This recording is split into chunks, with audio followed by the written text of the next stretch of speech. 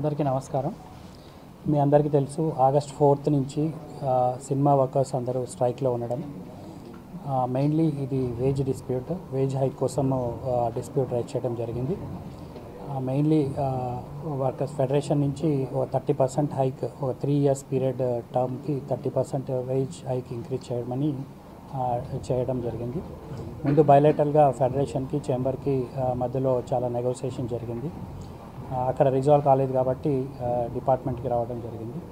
So ఇక్కడ కూడా 3-4 meetings అయిన తర్వాత కూడా over period of time different demands రావడం జరిగింది.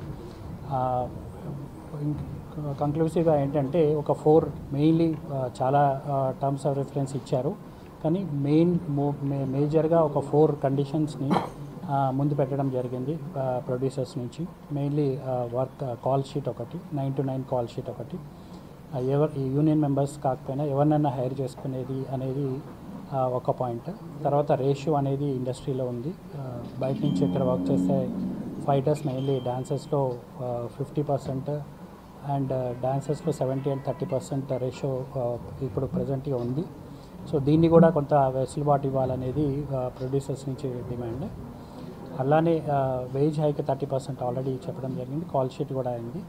దెన్ ఇలాంటి ఒక 4-5 సర్వీస్ కండిషన్స్ మీద మాట్లాడడం జరిగింది. ఆఫ్టర్ ప్రొలాంగ్డ్ డిస్కషన్స్ ఒక అగ్రిమెంట్ వరకు వచ్చింది, ఒక సెటిల్మెంట్ అయింది ఈరోజు. మెయిన్లీ వేజ్ హైక్ 22.5%, 3 yearsకి 22.5% వేజ్ హైక్కి బోత్ పార్టీస్ అగ్రీ అవ్వటం జరిగింది. ఫస్ట్ ఇయర్ 12.5% ఇస్తున్నారు, సెకండ్ ఇయర్ 2.5%, థర్డ్ ఇయర్ 5% అంతే కదండి, బిలో 2000కి. దీంట్లో ఏంటంటే ఆల్మోస్ట్ 24 యూనియన్స్లో 13 యూనియన్స్ మెయిన్లీ ఈ వర్కర్స్ కేటగిరీలో వస్తారు. లో వేజ్, బిలో 2000 వేజ్ ఉన్న వాళ్ళకి first year 15%, second year 2.5%, third year 5% ఇవ్వడం జరుగుతుంది. అంటే టోటల్గా 22.5% వేజ్ హైక్ ఉంటుంది. బిట్వీన్ 2000 and 5000 మధ్యలో ఎర్న్ చేసే వారికి ఫస్ట్ ఇయర్ 7.5% వేజ్ హైక్ ఉంటుంది, సెకండ్ ఇయర్ 5% వేజ్ హైక్ ఉంటుంది, థర్డ్ ఇయర్ 5% వేజ్ హైక్ ఉంటుంది. ఇంకా వేరే ఇష్యూస్ రిజాల్వ్ చేయడానికి ప్రిన్సిపల్ సెక్రటరీ గారి ఆధ్వర్యంలో ఒక కమిటీ కాన్స్టిట్యూట్ చేయడం జరుగుతుంది. దాంట్లో మళ్ళీ ఫెడరేషన్ నుంచి, ఫిలిం చేంబర్ నుంచి, డిపార్ట్మెంట్ నుంచి కూడా కొంతమంది సభ్యుల్ని కాన్స్టిట్యూట్ చేసి వేరే ఇంకా కొన్ని ఇంకా ఇష్యూస్ చిన్నవి ఉన్నాయి. ఆ చిన్న ఇష్యూస్ని కొంత ఇన్డెప్త్ స్టడీ చేసి ఇంకేమైనా ఇష్యూస్ ఉంటే అది రిజాల్వ్ చేయడానికి ఒక 1 month టైం పీరియడ్లో మిగతా ఇష్యూస్ రిజాల్వ్ చేయడం జరుగుతుంది.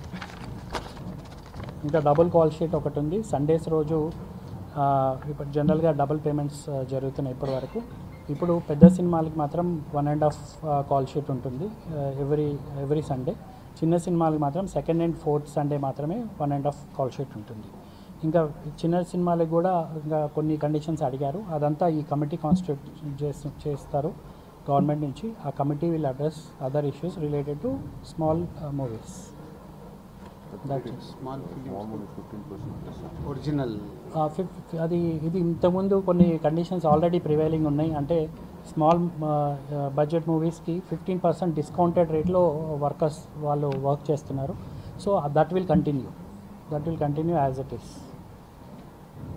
అంతే కదండి. 10 గంటల విషయంలో 6 to 6, 9 to 9 అది ఒప్పుకున్నారండి. 9 to 9 or 6 to 6.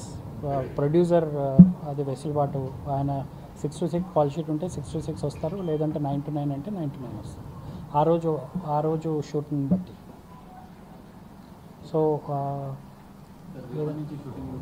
ఇమీడియట్గా స్ట్రైక్ విత్డ్రా చేస్తున్నారండి. Strike is called of. Anil గారు చెప్తారు రిగార్డింగ్. ఓకే సార్, ఫర్దర్గా ఇలాంటి ఇష్యూస్ కాకుండా మీరు ఏం నిర్ణయాలు? ఇది మనం వచ్చిన ఒక కమిటీ, గవర్నమెంట్ నుంచి ఒక కమిటీ ఫామ్ చేస్తుంది.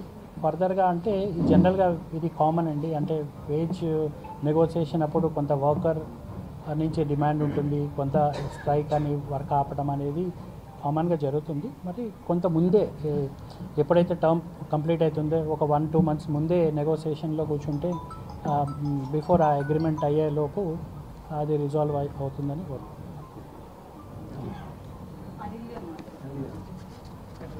ఫెడరేషన్ నుంచి